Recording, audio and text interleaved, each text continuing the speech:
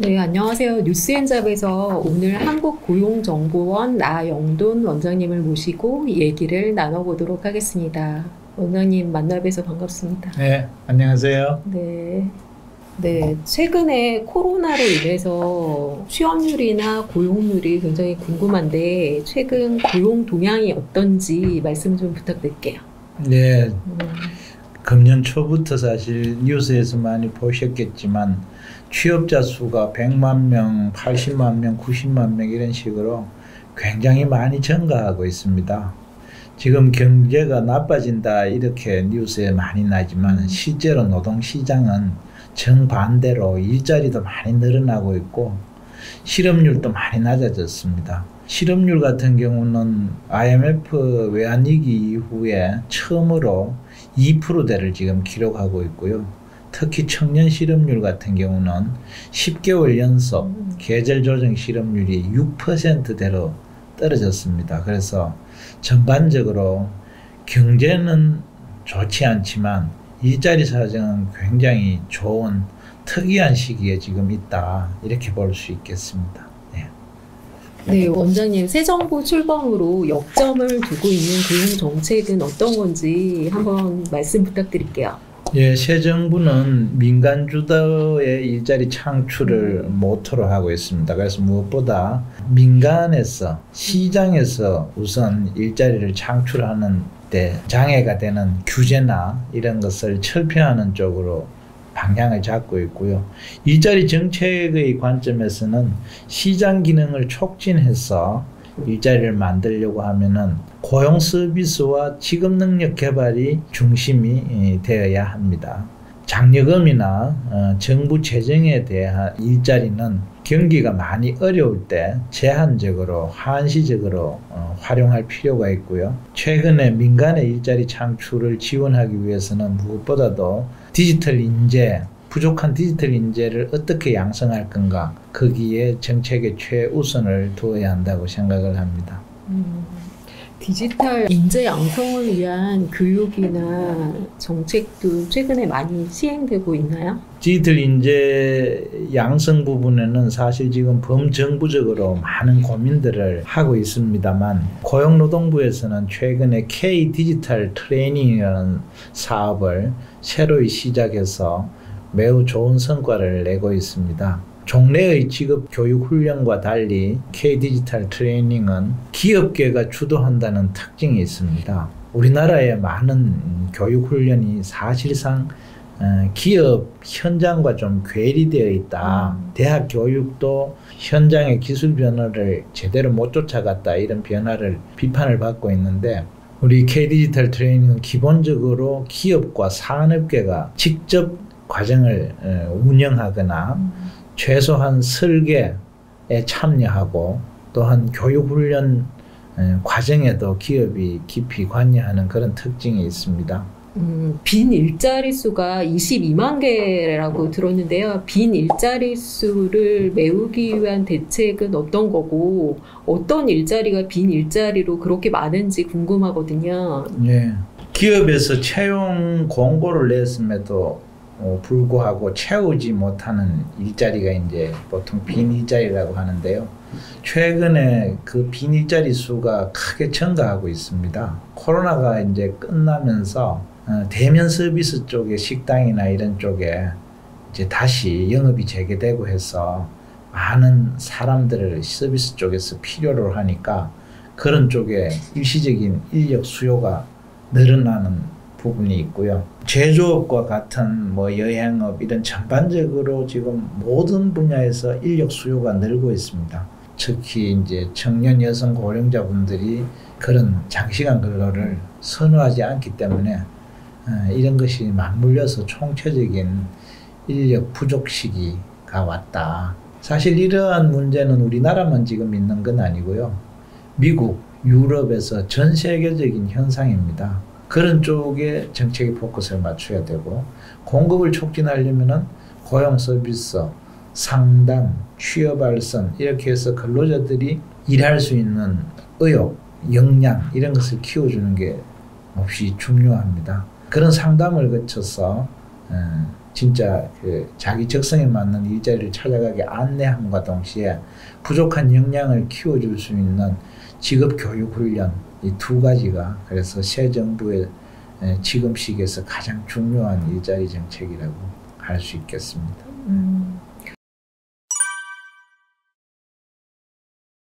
말씀을 들어보니까 앞으로 한국고용정보원에서 해야 될 연구나 과제가 굉장히 많을 것 같다라는 생각이 듭니다. 일자리 정책 과제로 자율분권 패키지로 일자리 정책을 혁신한다는 내용이 있었는데 그와 관련된 설명 부탁드릴게요.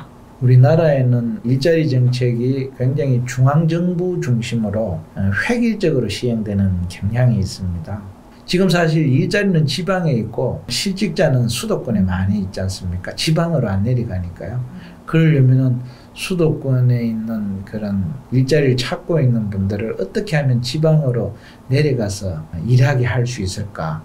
이런 맞춤 대책이 필요하고 그렇게 하려면은 수도권의 일자리 정책하고 충청권이나 영남권, 호남권의 일자리 정책은 달라야 된다. 그런 의미에서 분권이 필요하다는 거죠.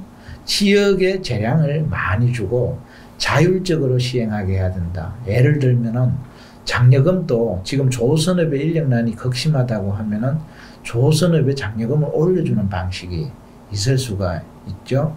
취약계층 한 명이 괜찮은 일자리로 취업해가지고 가구의 빈곤을 해결하고 하는 이런 정도까지 되려면은 어떤 한두 가지 지원만으로 굉장히 어렵습니다. 근로 역량이 떨어지고 빈곤한 가구의 그런 구직자에 대해서는 장시간 훈련을 시킬 필요가 있다. 상담이나 알선 부분도 집중적으로 연계해야 되고 그분을 채용하는 기업에 장려금을 줘야 되고 그런 과정에서 중간에 적응을 못하고 다시 나오면은 실업급여도 통상의 경우보다 더 두텁게 줘서 이런 모든 일자리 정책을 한꺼번에 묶어서 실제로 그 사람이 빈곤에서 탈출하는 데까지 이르도록 두텁게 지원할 필요가 있다.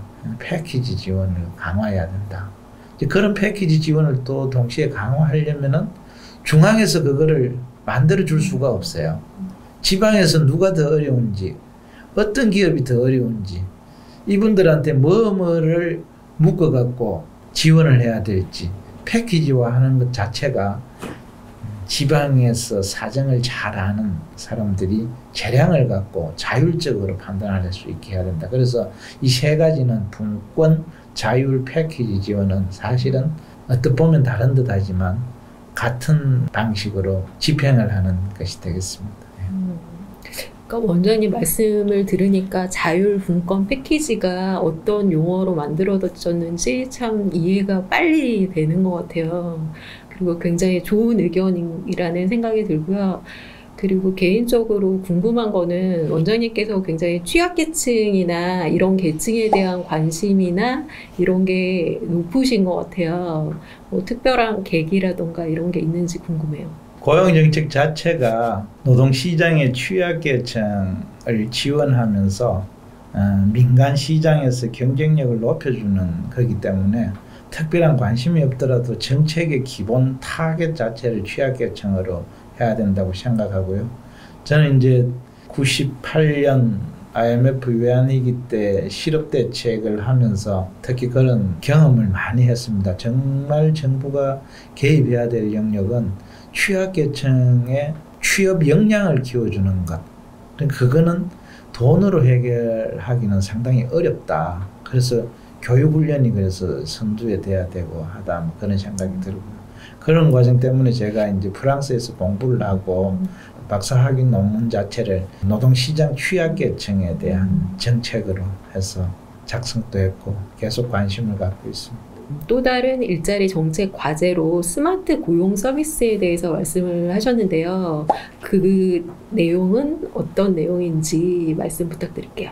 취약계층들이 더 삶의 질을 높여나가려고 하면은 종래보다 더 나은 직장으로 나가야 되는 것이고 기업 입장에서도 지금 기술이 계속 발전하고 디지털 전환이 가속화되니까 어제 뽑던 구직자보다 내일 뽑는 구직자는 새로운 기술을 배워오기를 기대를 합니다. 그러니까 사람이 많다고 다 뽑을 수가 있는 것이 아니고 그 기술, 새로운 그 역량을 갖춘 사람을 찾고 있기 때문에 이런 구인구직자 욕구를 동시에 충족하려면 현재 상태에서 정보를 많이 파악해서 단순 매칭하는 알선을 뛰어넘어서 역량 개발에 초점을 둔 스마트 고용 서비스다.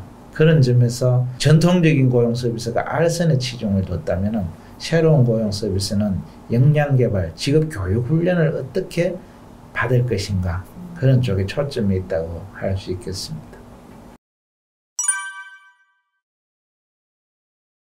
용어대로 참 스마트한 역량 고용 서비스가 곧 실현될 것 같아서 기대감이 큽니다. 일자리 운영, 관리, 평가 체제 개선을 한다라고 말씀하셨는데 이 내용은 어떤 내용인지 말씀 부탁드릴게요.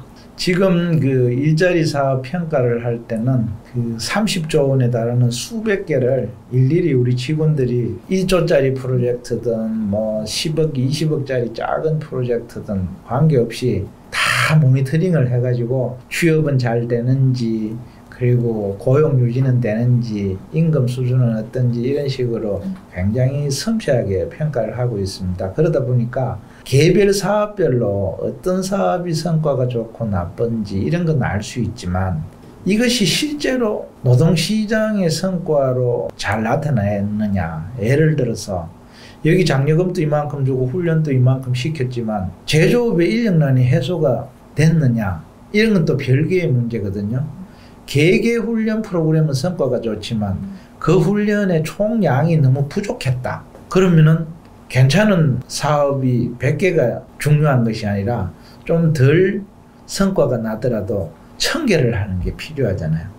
그런 어떤 개별 사업 단위의 평가가 아니라 노동시장의 문제를 실제로 개선했는지를 보는 종합적인 평가, 프로그램 단위 평가, 개별 사업을 묶은 큰 프로그램 단위 평가, 뭐 그런 것을 이제 강화해야 된다. 정책 평가 시스템을 개별 사업 단위뿐만 아니라 총량 단위로 그렇게 평가하는 체제로 빨리 바꾸어 나갈 필요가 있다. 그런 방향이 되겠습니다.